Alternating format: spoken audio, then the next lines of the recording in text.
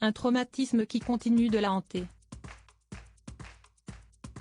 Le 25 mai dernier, Ava Jamshidi et François-Xavier Ménage ont publié le livre L'intrigante Sarah Knafo, aux éditions Robert Laffont.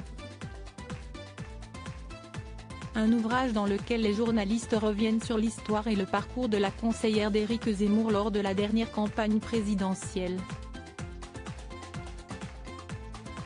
Devenue la compagne officielle de l'ancien polémiste, la jeune femme de 29 ans est désormais scrutée de toutes parts.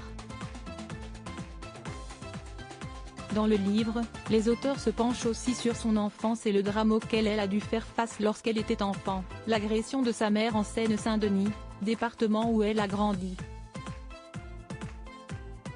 Cette dernière, qui travaille comme hypnothérapeute, est maman de 2 filles, Sarah et Cindy, mais aussi d'un garçon, prénommé Dan. Mais alors qu'elle était enceinte de son fils, la mère de famille a été victime d'une violente agression. Lorsqu'elle a 4 ans, sa mère, enceinte de son frère, est violemment agressée en Seine-Saint-Denis, alors qu'elle est au volant. Un coup dans le ventre pour lui arracher son sac, et la vie de la famille bascule, peut-on lire dans un extrait publié par le magazine Elle.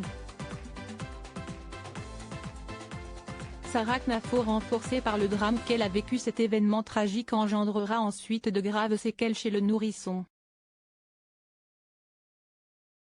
Conséquence de cette agression, le petit Dan naîtra lourdement handicapé. Sa mère et sa famille s'en occupent chez eux jusqu'à ses 16 ans avant de devoir le confier aux soins d'une institution. Une vie abîmée, et une mort à 21 ans. L'auteur des faits, lui, n'a été ni interpellé ni condamné, poursuivent les journalistes.